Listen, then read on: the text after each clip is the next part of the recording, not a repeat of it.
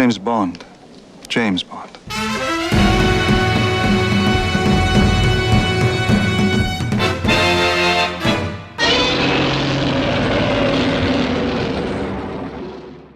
Hello and welcome. You're listening to Bond vs. Godzilla, the podcast that compares and contrasts two of the longest-running film series in cinema history.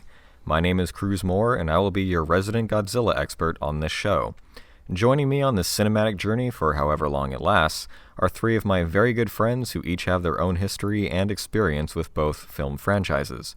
Bond expert Jacob Roberts. Hi, I'm Jacob Roberts, head of Station B Bond. Audio engineer Willie Crook. Hi, I'm the guy that does his best to make sure the audio sounds good. And digital artist Chas Lemons. I'm Charles Lemons, and can't you see that you are sweet? On today's episode, we'll be tackling two films that continue to keep their respective franchises alive and kicking, Thunderball from 1965 and Mothra vs. Godzilla from 1964. So without further ado, Jake, give us a little backstory on the movie I keep wanting to call Rollerball and Thunderdome. 1965 was a tremendously important year for the Cold War. The first U.S. combat troops arrived in Vietnam. The space race marched on as men achieved their first spacewalk, and the Watts riots in Los Angeles left 34 dead and over 1,000 injured. Meanwhile, in popular culture, audiences were still raving over the major blockbuster success of Goldfinger, and in December of 1965, the biggest Bond yet would hit the screens with Thunderball. Having a budget greater than all the other previous films combined, and introducing new groundbreaking underwater filming techniques, Thunderball continued to raise the bar and guaranteed another box office success for Eon Productions. However, the road to that success was not an easy one. In fact, the very existence of Thunderball, based off of Ian Fleming's 8th James Bond novel, shaped the Bond franchise in ways the audiences at the time could never have imagined.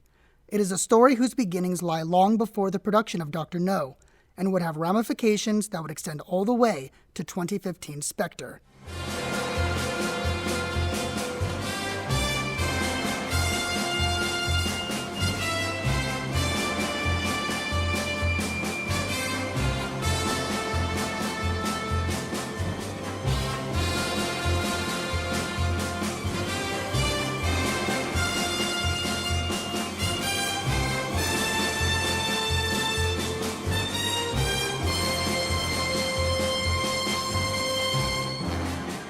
Money that went into this movie was phenomenal. Not just in bare bones out-of-pocket money, but also money in regards to resources that the team, that the producers had available.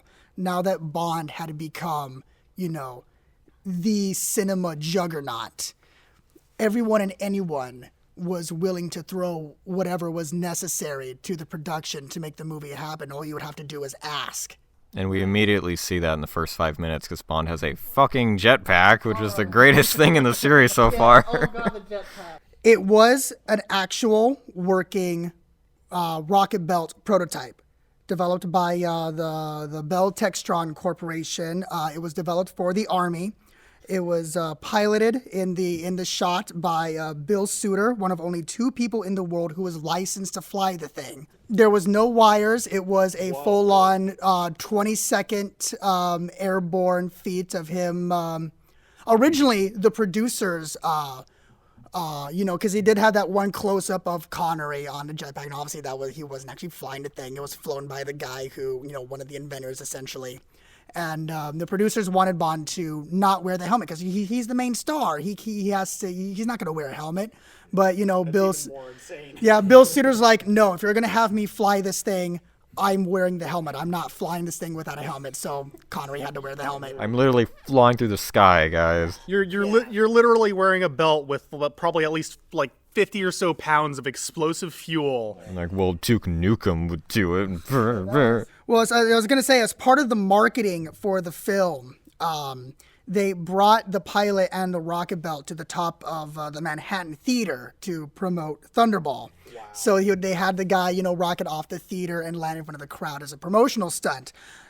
They didn't have a permit to do this.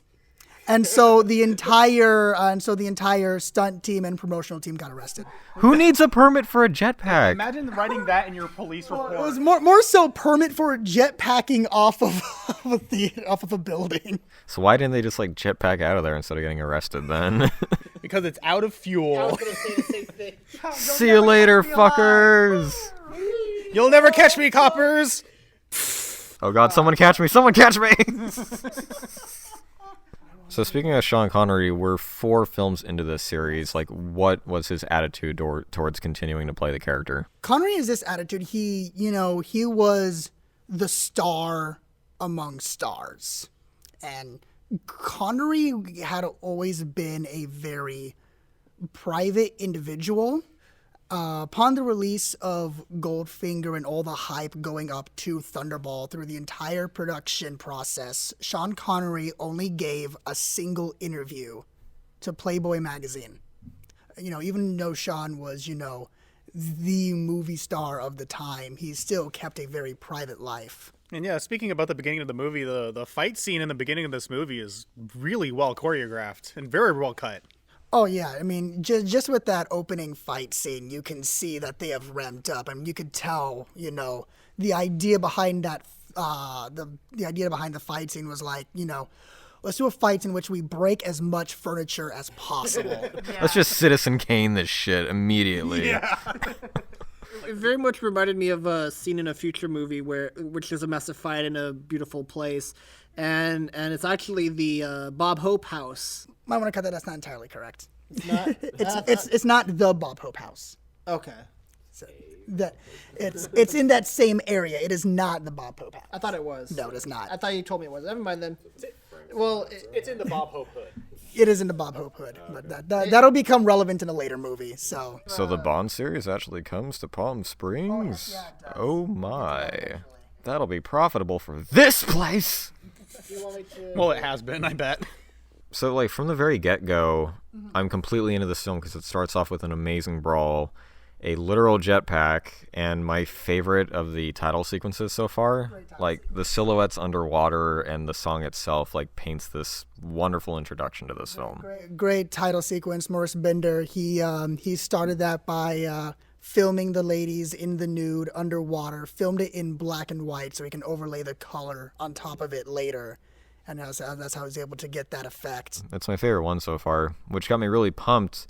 But then I really wanted to enjoy this film as much as the last one, but I feel like we start off with a great premise with these nuclear missiles, but then it turns into this weird beach house mystery thriller that doesn't seem to have the tension you would expect for nuclear missiles. That definitely goes into what is definitely my biggest gripe with this film. I mean, I don't want to undersell the film because it is, technically and statistically speaking, the most successful film in the entire franchise.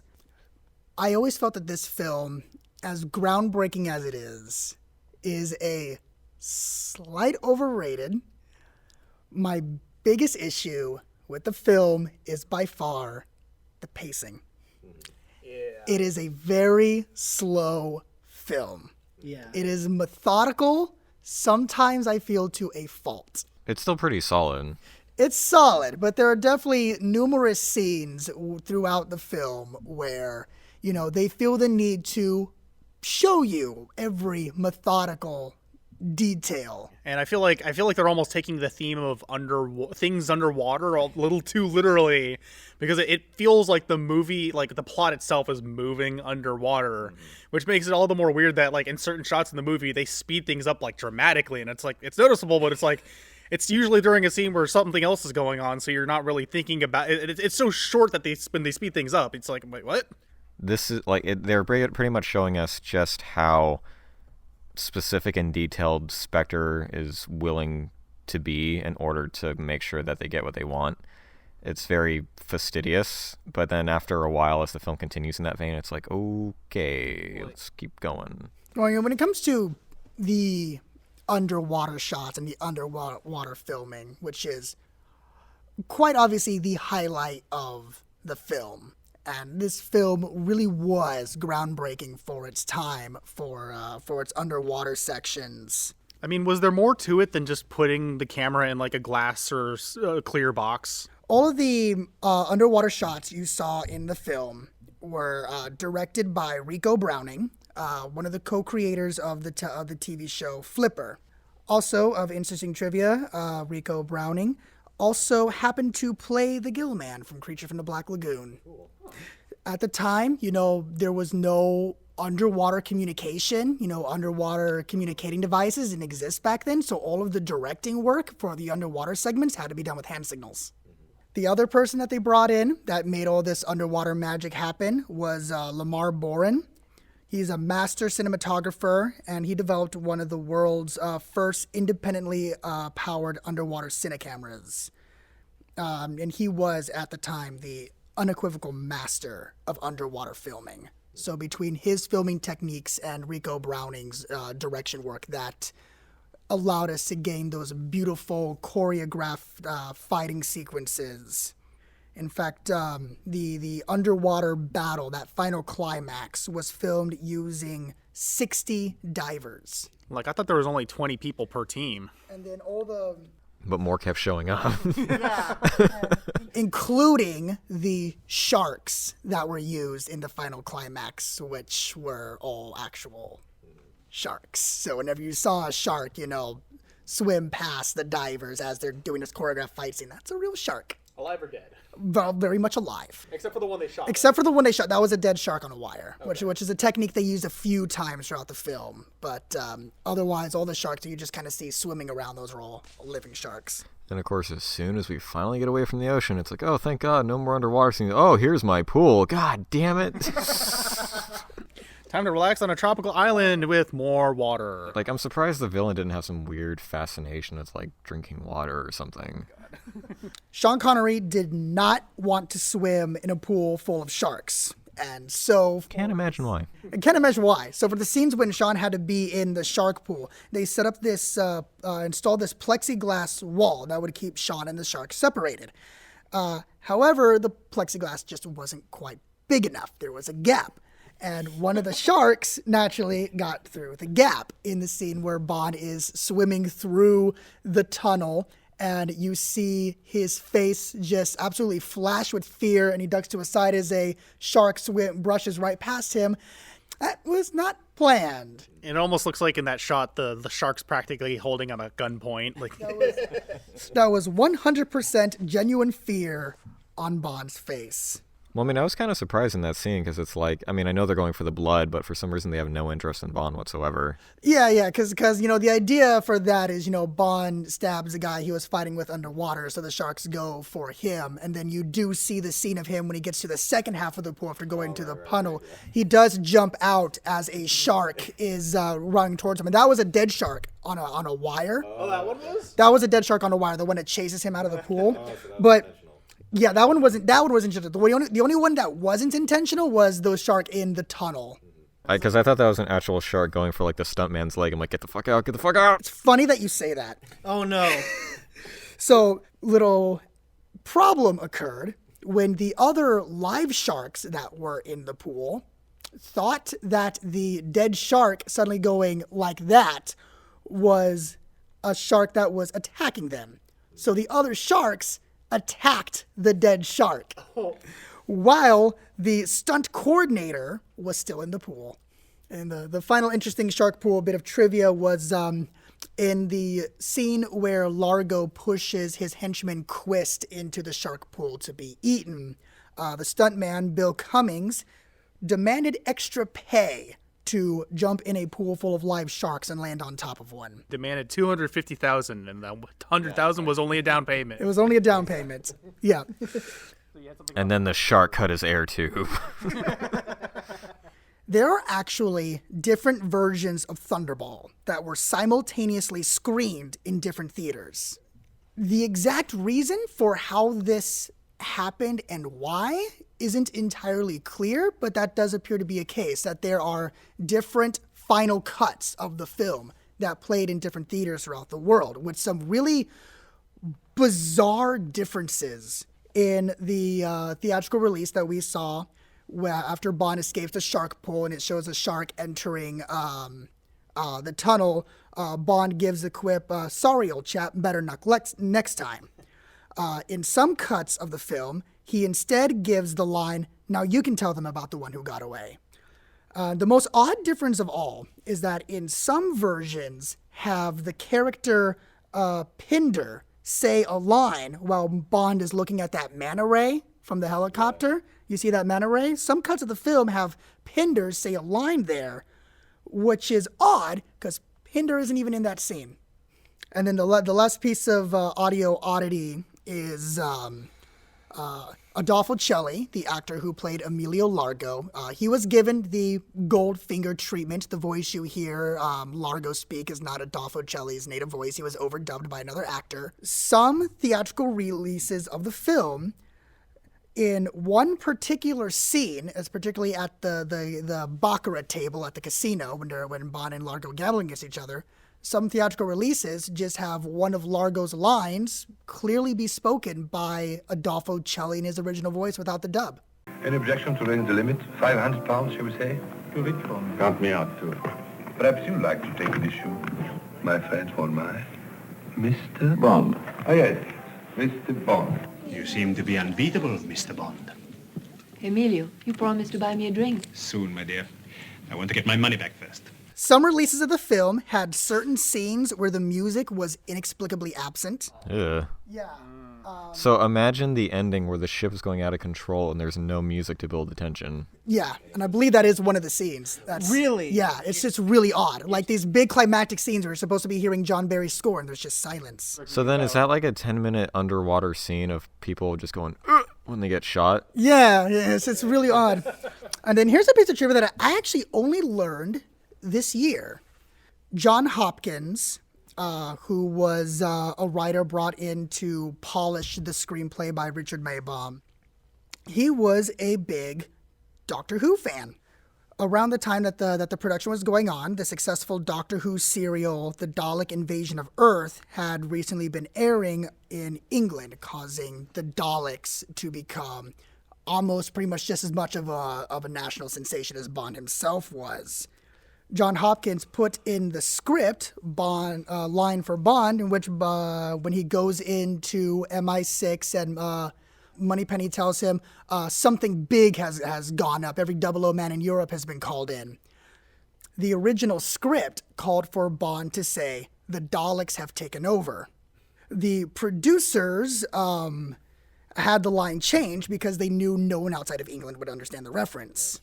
So the line was changed to "somebody probably lost their dog." But the original line made it into the filming script. So if you read Sean Connery's lips in that scene, you can see him mouth, "The Daleks have taken over." It sounds more like something you do for test audiences rather than actual theatrical distribution. The dog reference? Well, just all the changes. Like testing different lines of dialogue or testing different music choices. It's like that's something you do before you release a film. All right, let's talk characters. What do you guys think of the Bond girl, Domino? I got super confused because there are so many like different women in this film, and I couldn't tell who was what and what their connection was to Bond because they kept appearing out of nowhere. Bond boinks a lot of women in this movie. One of them he blackmails.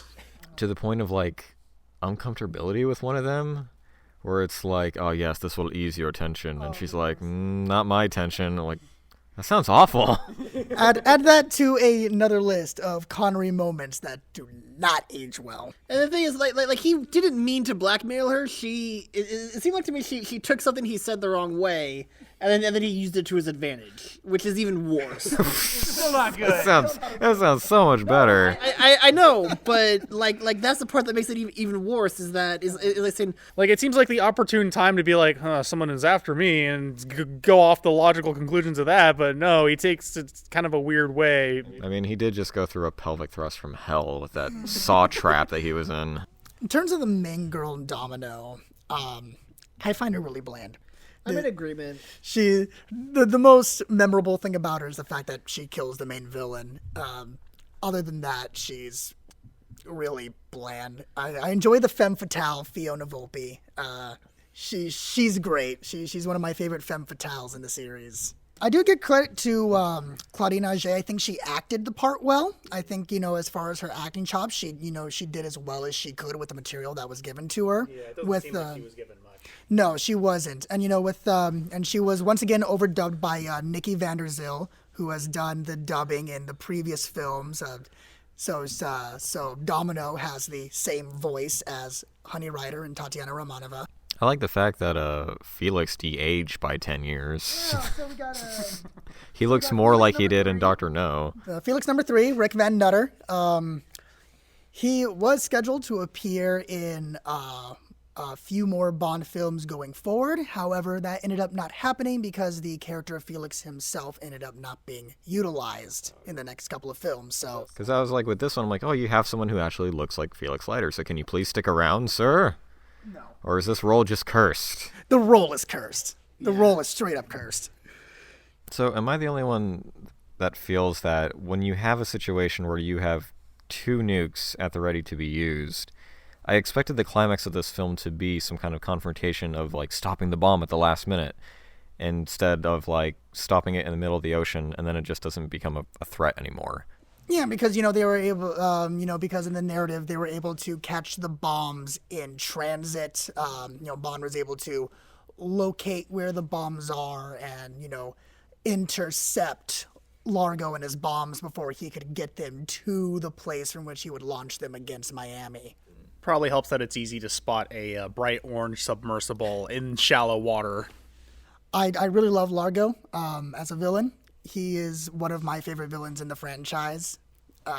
He's got the iconic eye patch. He's got that real sinister physicality that just makes him, really effective. I really like Largo. I feel like he doesn't do as much compared to, like, Goldfinger, though.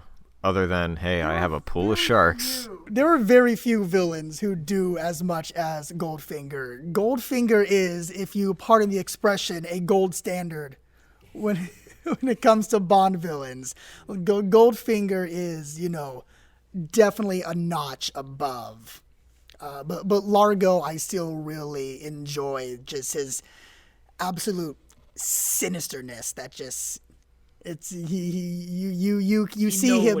He commands the screen, and you look at him, and this man is a threat. Yeah, I feel like having a yacht that breaks into 2 parts, and the latter part in the rear, can turn into a floating battle station. I think that's a pretty good use of his villain funds, Especially when one of them has a machine gun against an entire naval military firing cannons at you. Like, what is your plan?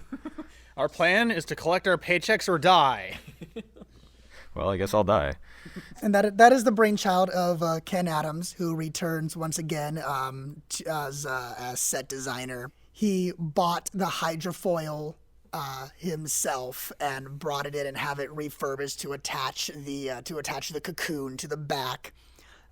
He designed those the underwater turbo ski propulsion machines.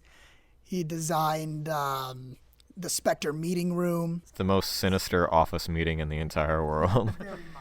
Well, then, now that we've killed number 3, on to Sherry's birthday party. Yes. And the coolest thing about the boat is that they actually blew it up. The exploding of the Disco Volante was not a model. They legitimately blew up the boat. And then the shockwave of that explosion of blowing up the ship took shattered windows on the coastline of Nassau, about 30 miles away. Wow. Suppose now is as good as time as any to go into the clusterfuck that is and continues to be Thunderball. A.k.a. James Bond as Scuba Steve. It's Diver Dan, thank you very much. The story of the legal contention surrounding Thunderball is large enough to fit a book. In fact, it has.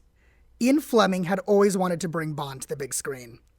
The first attempt at bringing Bond to life was in the 1954 television production of Casino Royale, starring Barry Nelson as American agent Jimmy Bond.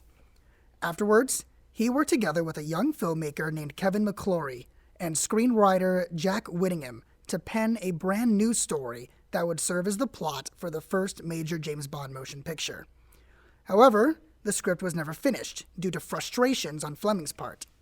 He returned to his Jamaican estate Goldeneye and used the abandoned material to write the 8th James Bond novel, Thunderball. This, as it turns out, would be the first domino in a long and convoluted legal ballet. An early pre-release copy of the book found its way into the hands of Kevin McClory, who felt that some of the ideas that were used in the book were entirely his ideas, and Fleming stole them without permission. McClory filed suit. The suit was settled out of court, due to the stress of the whole thing taking a toll on Fleming's health, resulting in a heart attack. McClory won literary rights to the screenplay, and Fleming was allowed to publish the book only by acknowledging that it is based off of McClory's screenplay. 9 months after the proceedings had ended, Ian Fleming died from another stress-induced heart attack. Before then, Fleming had gotten into contact with Cubby Broccoli and Harry Saltzman, who teamed up together to finally bring James Bond to the big screen. As it was the freshest book on the shelf, Eon Productions had wanted Thunderball to be the first Bond movie. However, their lawyers talked them out of it in order to avoid needless legal battles with McClory. Dr. No was chosen instead to be the first of many successful movies to come. As a result of the lawsuit, McClory retained rights to certain plot elements and characters from Thunderball, including the evil organization Spectre. Fearing McClory would use his rights to film his own Bond to rival their own, Eon instead approached Kevin McClory themselves in order to make Thunderball happen. The strict caveat to the deal would be that McClory would serve as the producer of the film, with Broccoli and Saltzman as the executive producers. While the film was made to commercial and critical acclaim, that would not be the end of it. McClory would continue to hold a tight leash over what he considered to be his intellectual property until his death in 2006. In the interim, Eon Productions would lose the rights to use Spectre and its associated characters. Furthermore, after a 10-year period, McClory would be in the legal right to adapt Thunderball again. But that is a story for another day. Which would be you only... No. Never Say Never Again. Okay, right. The unofficial one. And we'll get to that eventually. Wait, so there's an unofficial James Bond movie? Technically, 2 of them. Huh. Which we will both see. And the other that unofficial Bond film is another adaptation of Thunderball. So I guess without spoiling it, which do you think is which adaptation of Thunderball do you think is better? Oh, this one. The McClory's adaptation is absolute garbage. I want to talk briefly about a connection that both of these films share, is the weird elephant in the room, or should I say, the unnatural, creepy as fuck, unmoving animal in both of these movies. Thunderball possesses a unmoving, almost taxidermy dog, and Mothra contains an unmoving skeletal turtle. Well, the turtle does move a little bit, but it's like stop motion. Yeah. Willie had the best response in the theater. I just hear, the fuck? Yeah, because I thought it was alive. Right. It was a skeleton, and its head was like bobbing. I'm like, why is it alive? Is that a thing? What the fuck? So because you expressed interest, I did look up more info on the peeing dog. And apparently it was just a dog that wandered on set and just started taking a whiz. And it was filmed kind of with the intention, like, okay, this is going to end up on the cutting room floor or whatever. The producers saw it, they liked the shot, so they put it in.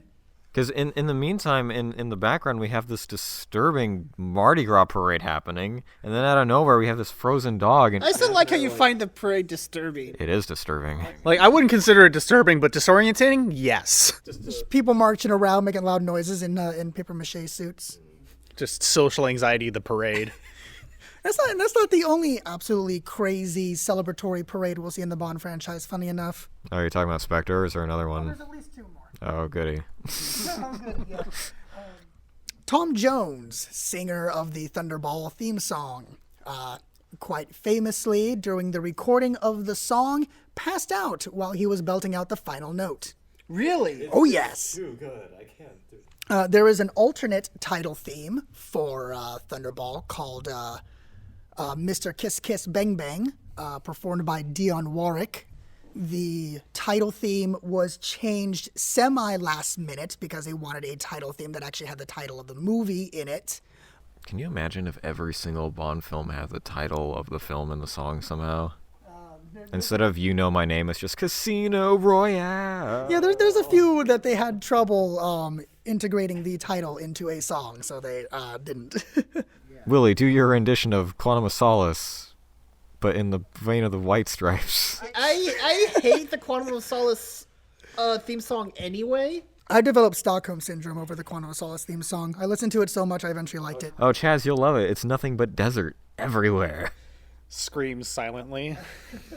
Complications arose during the filming of the assassination of Count Lippe. The stunt itself went off perfectly, but after the flaming car drove off the road, no one saw stuntman Bob Simmons leave the car, and everyone was afraid that Bob was stuck or under the flaming car. Bob actually managed to narrowly roll out of the car while covered in flames, kind of hidden by the car where no one saw it. And he was perfectly fine, but he gave the crew quite a scare. I love how I'm finding just small connections with these films, because one of your stuntmen is covered in fire, and Haru Nakajima's Godzilla suit caught on fire during the film. Yeah, yeah. That was really cool. That was one of the coolest shots in the film. I mean, it makes a lot of sense for Godzilla to catch fire and just be like, yeah, so. Yeah. We can do the favorite kills. Favorite kill for me comes from the very beginning, where it's just this giant brawl that comes out of nowhere, ending in a fireplace and some flowers that he just throws on him. Like, to me, that's how you start a Bond film. I'm inclined to agree, but I'm stuck between that and just the Bond go just like Bond's about to get shot, and then Domino with the spear gun. Mine would probably have to be the one that takes place in the Vulcan, because it feels very very subterfuge-y and very James Bond villainish to have someone basically get facial reconstruction surgery, trained to use a highly classified bomber jet with a nuclear payload, and then go inside with a very specialized kit, have some poison gas that he subtly sneaks into the air supply for the rest of the crewmen. And then when he's waiting to get picked up, the guy just cuts his oxygen supply and doesn't unhook him from the seatbelt, and then just leaves him. And it's like, that just feels like so James Bond villain. He shouldn't have asked for more money. Yep. My favorite kill would be the dispatching of Fiona Volpe at the Kiss Kiss Club when he's dancing with her and he sees the gunman and he whips her around just in time for her to take the bullet. That's kind of always been my favorite scene in the movie. And then it's one of my favorite quips of all time too. Do you mind if my friend sits this one out? She's just dead. I don't actually want to have seen some follow-up, but I would love to have seen some something later where the guy just says, She's still just laying there. Doesn't it be the complicated to just have one of the people that he said that to after he walks away just go up there and just kind of like cautiously poke her cheek or something? You're like, what the fuck? It could be like Airplane, where it comes after the credits and everyone's just gone home and she's still laying there dead in the chair. And the guy comes up, all right, lady, you don't have to go home, but you can't stay here. She gets thrown out by the bartender. Stay out! Ragdolls across the floor. The next morning, they just come in and it's like, oh, you're still here, huh? How many times do we have to teach you this lesson? This fight goes on and on and on. But he thinks that the fight is worth it all. So he strikes like thunder.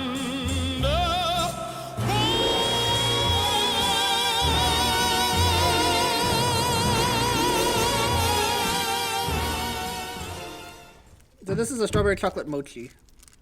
Oh yeah, that's what I was gonna say. I swear, pretty convinced now that I only like mochi when it's in ice cream. Trying to figure out what I'm getting into here. Those flavors do not match that texture. This smells like perfume. Kind of tastes like perfume. Yeah, it kind of does. Oh god, it does. Now I don't want to put it in my mouth. Just eat it. I need to wash that down with Arizona, Americanized ass as I am. Oh god, that's terrible. This podcast is brought to you by Arizona Green Tea. Arizona, don't go there. Okay, seaweed and sesame oil, right? And something else, yeah. Wait, so are these potato chips? Yeah. Okay, I was wondering, like, if these were seaweed. Yeah, the seaweed flavor is a little too prominent for a potato chip, in my opinion. I don't know. I like seaweed, so. Yeah. I do. This would be good. This would be good with, like, a fish sandwich or something. Yeah. Ew. Like this because Willie, do you have any more of those mints? Yeah, Thank you. Yeah, this would be a good substitute because you're still getting Oh, shut up. supplemented potato. It's the worst. Gummy fries. The sleeve of gummies also look like yummy sleeve of real fries. What are these supposed to be? Gummy French fries. Oh, do you Wait, have are one? they Willie? supposed to taste like French fry? I don't think so. No. What's the flavor? It tastes like bubblegum flavor. It just tastes like double bubble. Yeah, exactly. Yeah. I read this and now I regret it. Oh no. Hey, I get to read it. Okay. Cum Burger. I'm loving it.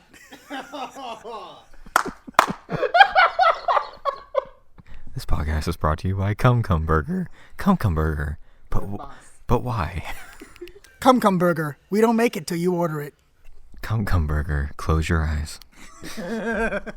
Cum Burger. Always fresh, never frozen. I will ruin all the fast food restaurants. Cum Burger. Gather on the good stuff. Cum Burger. When you're here, you're family. Cum Burger. It's exactly what you think it is. Cum Burger. Made with 11 herbs and spices. Cum Burger. I swear to God, she's 18. Cum Burger must be 18 or older. That's better. Cum Burger. Now serving gamer girl bathwater. Cum Burger. Don't use our bathrooms. Cum Burger. Do use our bathrooms. Cum Burger. Ask us about our shooting range. Cum Burger. Kids eat for free. Done. All right. Think of the children. Won't somebody please think of the Cum Burger? Children! Cut to that guy with the giant clock. This has to stop. It's time to stop. Cum Burger. Please use soap and water. Cum Burger. Don't eat here too often. You'll go blind.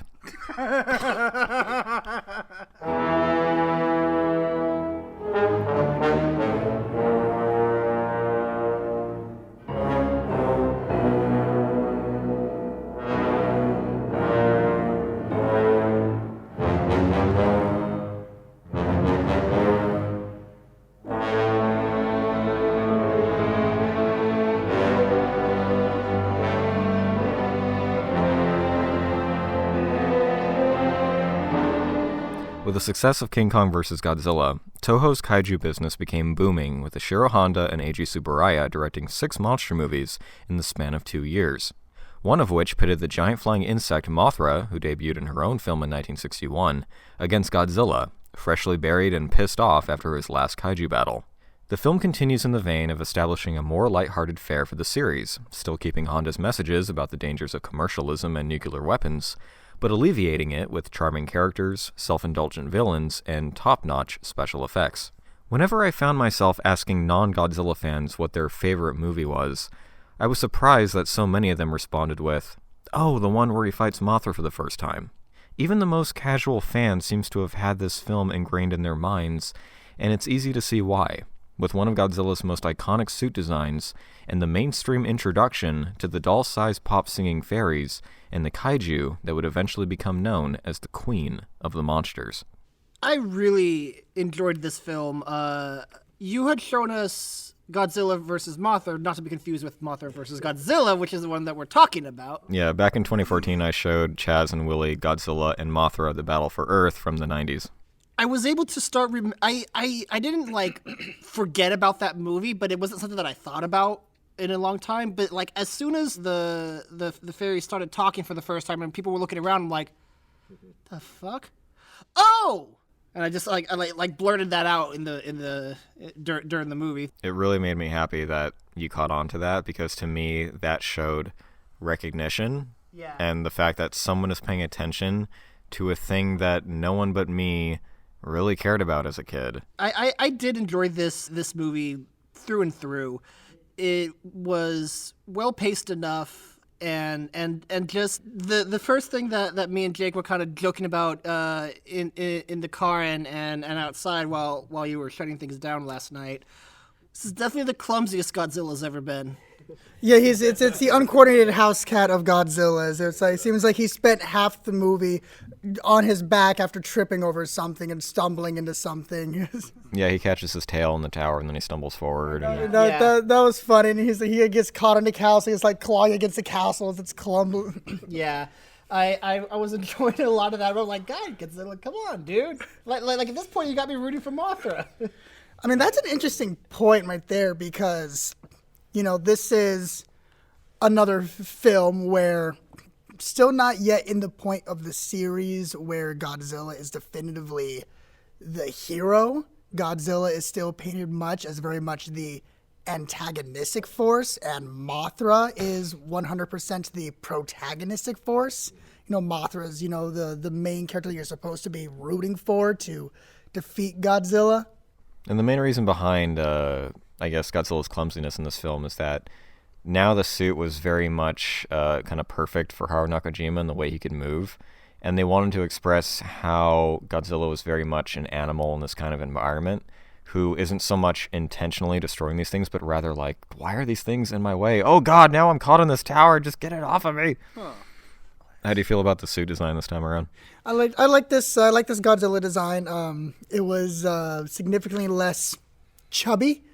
And then, as you can clearly see from Clumsyzilla, that, it does allow a lot more mobility and freedom of movement, which, is only aids in the spectacle of the actual kaiju battles. And he very much has this, sinister look with the eyes almost rolling back into his head, which, some fans consider it, sometimes they call it, his lazy eyes, but for me, it's, the more in the back of his head it looks, the more evil and sinister he looks. I see both sides of that. The first time I saw it, I was like, the eyes kind of, I don't like them.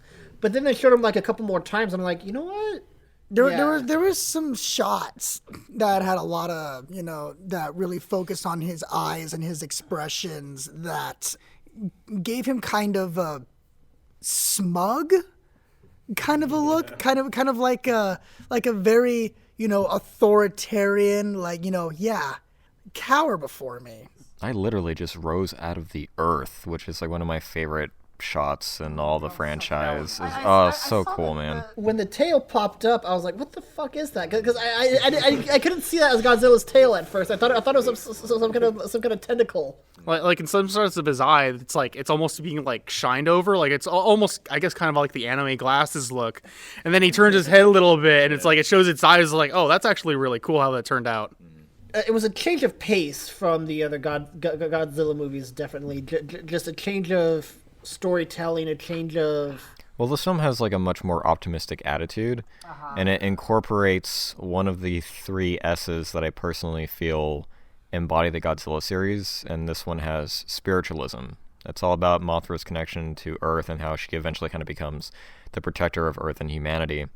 So with this film, we have the introduction of spiritualism, we also have science, and then the final S is space.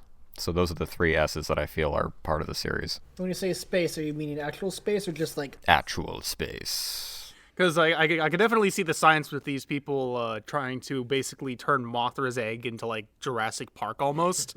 with this, yeah, basically, but with this almost laughably small enclosure for a giant kaiju. I'm seeing this enclosure where they essentially put the egg in a greenhouse. And I'm just sitting there thinking it looks nice, but what are you going to do when this thing actually fucking hatches? Yeah. You've not thought this through. Make money off of it, obviously.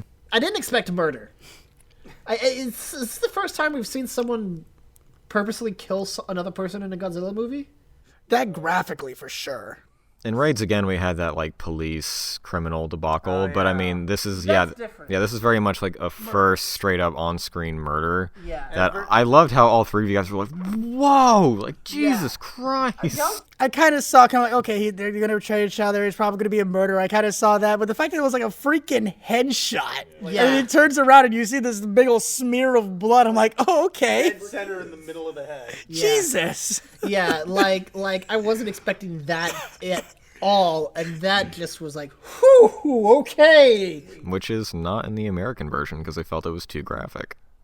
So at this point, the films were not being as heavily edited and messed with as the previous three, but they were getting a couple differences here and there. One of which is that in the American version, there's an included scene where the American naval military are firing their cannons at Godzilla on a beach. That's not included in the Japanese version because the Japanese weren't too comfortable with shots of American military firing upon Japanese soil. So there are no Japanese cuts of the film that have that in it. Yeah, by the 60s, that might start being a bit of a sensitive topic, more so. Speaking of which, one of my favorite translations from this is when we're having, like, you know, the newspaper reports and the headlines that you get, and one of them is just straight up, "Faith in humanity shattered." And it's like, boy, if that doesn't summarize the past 12 months. Yeah.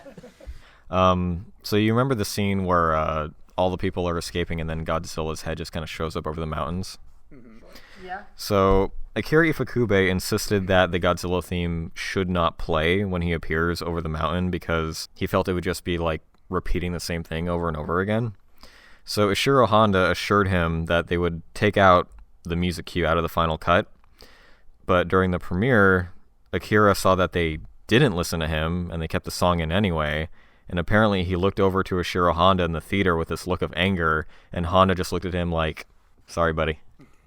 I think that was the right choice because I think that just adds like another level of menace, almost like you're actually witnessing it from the perspective of like on the docks. Yeah. But this is technically the first Godzilla film where we hear his iconic Terror of Godzilla theme. We would have heard it in King Kong vs. Godzilla, but like I said before, they cut all of Ifukube's music out of it. So technically the first time we hear that iconic theme is when he rises out of the earth. One thing that I forgot to mention in the last episode is the film's use of island natives, which this film also does. Yes. And I wanted to say that I just love this particular age of cinema where we see dozens of extras singing and dancing in colorful garb for giant monsters, because I don't feel like we're ever going to see that again, let alone for monster movies. I feel like in terms of the, the depiction of, the island natives with their, war paint and loincloths kind of whole aesthetic, I feel like in this film, it was presented with a little bit more tact and respect. Where like in Kong, it very much looked like, okay, yeah, these are the, cannibalistic, stereotypical savages. We can bribe them with cigarettes. Yeah, we're in this one. Well, who can't you bribe with cigarettes, Chad? Kids, apparently. I don't know. Whereas in this one, they had the benefit of, they actually felt like a culture. Mm-hmm.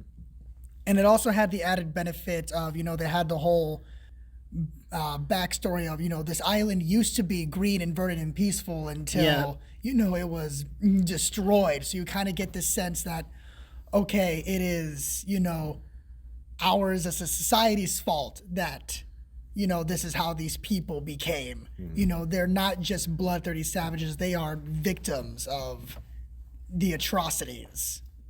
Man, I really just wish I could get another big musical number with everyone taking it seriously and just professing their worship to a giant monster. It's just something particularly special. And I definitely appreciate the fact that I think all three of you really dig the Mothra song. It was catchy for sure. Yeah. I'm sure it was catchy. Like it's been stuck in my head. Because honestly, to me, with almost every rendition, particularly the one from the 90s, that song and just the character of Mothra, that was kind of like my lullaby for my childhood. And I can't help but tear up anytime I hear any rendition of it. So it feels nice to have people understand where that comes from. Have you ever tried to like find like a Mothra plush? Because I feel like that'd be a really cool thing to own. I mean, yeah, there's dozens of different Mothra toys, but I'm very, very particular. I've been trying to find like the perfect Mothra. And it doesn't help that like Mothra herself kind of looks like a giant plush. So Yeah, like I mean, there's definitely, Mothra in terms of design is very clearly different from Godzilla monsters that have come before and will come after. And that, Mothra is cute. And, you can definitely look at Mothra and you say that, okay, this is a benevolent force. It's not, just another monster rising from the sea, destroying stuff just to destroy stuff. This is a being that demands respect and reverence. and a big old hug. And a big old hug on this big old foofy face. It definitely helps if you already find moths fairly cute, at least close up. Unless you're my sister, who just so happens to have a giant fear of butterflies. Aww. So when she went to go see the new Godzilla King of the Monsters, she had no idea that they were going to feature Mothra in the film. So as she was sitting in the theater, she's like, oh, wait a minute. Oh, God. Mothra, by design, is very limited to what she can do. Mothra, is essentially a prop more than anything else, as opposed to traditional humanoid shape and a humanoid bodysuit. There's really not much you can do with Mothra, so they had to be creative in choreographing the fight. I mean, when the first fight with Godzilla and Mothra, it's scale it down. It is the equivalent of you being annoyed by a fly and just going like this. Oh, get it out of my hair. Yeah. I will admit the best part of the movie was Mothra grabbing Godzilla's tail and just pulling him back as he gets the ground. That was freaking amazing. That Get was over great. here, young man. But also at the same time, because of that, I feel that this fight wasn't capable of showcasing the same level of spectacle as the Kong fight. It's not as bad as constantly shooting missiles at a mountain, but at the same time, I feel like I just watched 20 rounds of Caterpie using string shot and nothing else. I can definitely understand that. It keeps, the shots keep repeating over and over again. But I think all of that is towards the benefit of we're creating a giant moth. How much of a threat can that actually be? Oh, it can actually wipe the floor with Godzilla because of their cunning and intelligence. Yeah, and it shows Godzilla trying to fight back. The one thing he can use is his radioactive breath, but he can't see, and there's two of them, so they're hiding on different sides of them, just peeking. And it's a very well shot fight. Some people might be able to see Mothra as a prop, but when she's dying, you can see the glow in her eye begin to fade. Yeah. You can see the labored breathing and her head moving, and it's it really brings it to life. So thank you, Heiji Tsuburaya. Another aspect of that is that it's really sweet that she makes sure to lay her wing over her egg. Oh no! Yeah. They crammed so much personality into Mothra. Yeah. So much personality into essentially what is a piñata on a stick. Hey. On a string, young man. You're a piñata on a stick. Who functionally is capable of less acting than Godzilla, and yet still puts in a above and beyond performance. Yeah. I liked the design on the egg. Especially when they're doing close-ups and even with that older technology, you can still clearly make out the texture of that egg. It looked very well airbrushed out. It looked really good. And also the military's plan, it's very well fleshed out this time, and they have multiple stages, they have multiple plans. They're constantly showing the military hierarchy, giving orders and leading everything around. So it does flesh out the human, or at least the human strategy part pretty well in this one. You can see that they're starting to learn. Interesting strategy of just constantly dropping net after net after net on him. I will not be stopped by a tiny net. But he will be stopped by silk. Yeah. I will not be stopped by a tiny net. Oh God, another net! Guys, I just woke up from a giant dirt nap. I have not had my coffee. I don't know where the fuck I am. I haven't even had my coffee since waking up from the glacier nap. Where's my giant Fiji water? I want to say the human characters in this film, in terms of being interesting, I feel is a bit of a step down, with the exception of the villains, who are great. Like the main good humans, like they seem fairly one note. They're very one note, but I feel like they still have a lot of charm and charisma. Yeah. Especially like we're about 4 monster films in, and they're still taking it seriously and going like, Mothra, oh, this is a big deal. Like, we got to do something about this. At this point, I'm kind of seeing the retreading of character archetypes. Mm-hmm. Does seem like it's the same band of character tropes, movie after movie. And if that's all you have to have relying on, that's not as interesting, even if you have an aid guy. They don't have much going for them, like in terms of like character traits, but they play their characters interestingly, and it does make you care about the human side of the story enough. And the design of the fairies is very, iconic and memorable. Yeah. Please tell me you like them, Jake. Please tell me you like them. Oh, the fairies were amazing. I love the fairies. I loved your initial reaction to see them. You're just like, okay. No, it's like, because I am going into these completely blind. I have absolutely no idea what each movie is going to bring. And, obviously when you're dealing with giant monsters, so far up to now, it's been more in the realm of science fiction. Whereas now, this movie introduces very much a straight up supernatural presence to the universe. Mm-hmm. Which is appreciated. I think it adds a nice touch of mystery to the overall mythos that does help the giant monsters feel a little bit more organic in the story.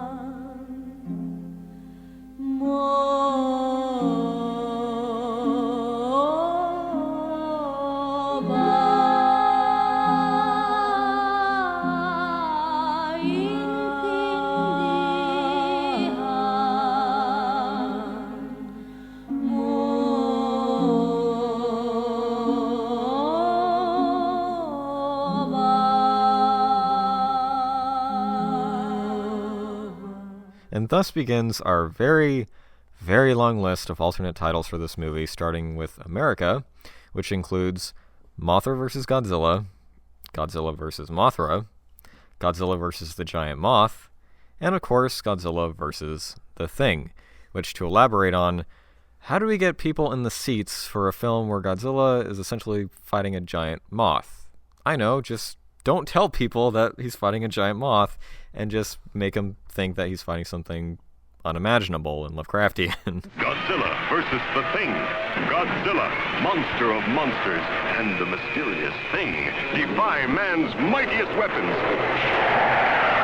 See Godzilla versus the Thing in color and terroscope. Too horrifying for you to see. Too horrifying for... Unless you pay $2, and I don't know how much tickets were back then. From Mexico, we have Godzilla against Mothra, and in France, we have Mothra against Godzilla. In Belgium, we have Godzilla against the Thing. From Spain, we have Godzilla against the Monsters. From Italy, we have Wotang in the Fabulous Empire of Monsters. What? I have several questions. Fucking what? That is one of them. I have no answers. From Sweden, we have Mothra meets Godzilla. Well, that sounds nice. That's nice. For a cup of coffee. From the Netherlands, we have Panic in Tokyo, Godzilla and Monster Mothra. From Brazil, we have Godzilla against the Holy Island. And my personal favorite from Germany, Godzilla and the Prehistoric Caterpillars. So I believe Godzilla vs. Mothra holds the alternate title record as of right now. It'd be fun to show you guys at least the first Rebirth of Mothra film, because she had her own trilogy in the 90s. Because it is a lot of fun. I haven't seen the other two. I would like to see more Mothra movies. Yeah, especially since Mothra came from her own thing. I'm now interested in seeing Mothra's origins. Same. Well, to be honest, I wouldn't recommend the standalone Mothra film from '61. It's really not that good. Yeah, unfortunately. Like to me, this film that we saw is like her film. Like, this is her grand debut. But yeah, she had a trilogy in the 90s, and the first one's super good. I still need to watch the rest. I mean, I would love to see Mothra fight other monsters, too. It has an amazing, 10-minute scene of explosions and destruction all taking place inside of a living room. Huh. Because, the fairies are super tiny, right? Mm-hmm. So it's them on a baby Mothra flying around this living room fighting against their evil sister who has a dragon thing, and it's pretty much a dog fight but in a living room by very small people. Mini Ghidorah. Yeah, it's just couches and plates exploding everywhere. It's amazing. That sounds awesome. It's really cool. Which one is this? This is called Rebirth of Mothra. Honey, I Shrunk the Mothra. Exactly. So Jake, would you recommend Thunderball and Godzilla vs. Mothra to a first-time viewer? As your very first Bond film, I'm hesitant to say start here. It is definitely a film that you should check out once you know that you are really interested in Bond and you've gone okay, yeah, I'm digging these kinds of movies. Definitely worth a watch. But because of it's slower pace, it may be hard to digest for modern audiences. For Mothra, I think that this is a really good place to start, especially if you've heard about Godzilla and you've had an interest in Mothra. That's why I was so excited for this movie, and I'm glad it came up as early as it did, because I've always heard about, Mothra, I'm so interested in Mothra. And so to finally see, where Mothra comes from was really interesting. So if you also have that interest in this pretty much a monster that I consider to be talked about just as much as Godzilla, especially with the recent movies that have come out, check it out. I agree with Jake on Thunderball. Because of Thunderball's slow nature, it's probably not the best one to start with. But I have to disagree with him on Mothra versus Godzilla, because I feel like this isn't Godzilla's best performance. I know we were joking about that. If you're interested in a Godzilla movie, I would not recommend this one as for first time viewing. If you're interested in a Mothra movie, definitely.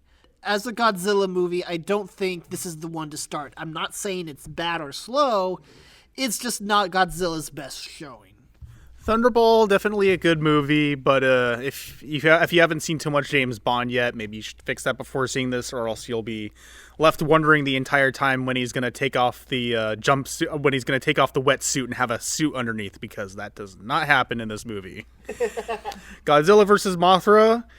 Yeah, again, like with Willie said, if you're looking for a Godzilla specific film, then maybe not this one. But if you can't wait to get your Mothra fill in, then this is definitely a good place to start, because the monster battle is great and it has a decent sense of levity humor to it, just in the fight choreography alone.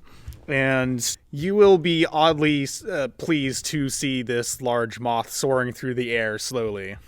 I'm very much on the same page with Jake. I feel like Thunderball has too many of the elements of the previous three films that came before it, so probably not the best film to start with, and the pacing doesn't really help it either.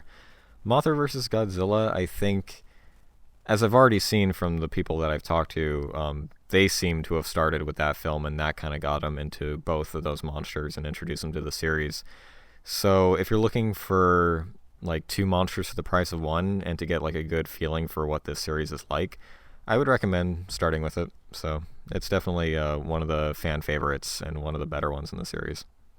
So guys, what's Godzilla's favorite kind of cheese? What? Mozzarella. And I take my leave. Next time on James Bond, it's finally time for 007 to rampage across Japan. Hide your waifus, because James Bond will return and you only live twice. And next time, we'll be introducing ourselves to another major fan favorite, though unfortunately not one of mine, that introduces Godzilla's most sinister and enduring rival throughout the entire series, Ghidorah, the three-headed monster. And since the three of you guys enjoyed the newest iteration of Godzilla vs. Kong, we'll also be pairing it with Godzilla King of the Monsters from 2019, as it's essentially a remake of Ghidorah, the three-headed monster. So look forward to that comparison. Thank you all for listening to Bond vs. Godzilla. We'll see you next time with a martini in one hand and a rubber suit in the other. Stay tuned and stay watching. Let's keep watching. Oh, I'm just kidding. I wrote it down!